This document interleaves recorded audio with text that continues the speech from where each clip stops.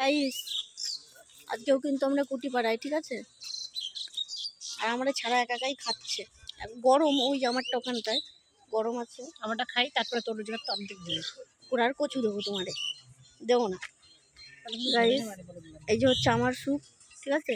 আজকে আগে স্যুপ নিলাম, পরে আজকে আমরা চা খাবো। সেই সুন্দর। এই দেখো এখানে চিকেন আর চিকেন, শুধু চিকেন আর চিকেন। প্রচন্ড গরম, ভীষণ গরম গাইস। এবার আসল কথা হচ্ছে, হ্যাঁ আসল কথা, এখন ভিডিওটা করলাম এই কারণেই, এই যে টি শার্টটা দেখছো, এটা কিন্তু আমার। আজকে আমি ঘরে ছিলাম না, আমার এটা আজকে আমি না গাইস, আমার এল সাইজ লাগে আর এ এক্সেল পরে। এটা আমার এক্সেলের ডাই। আমি দেখাবো সবাইকে এখন। ঘর মাথা নিচু কর, মাথা নিচু কর, মাথা নিচু কর গাইস।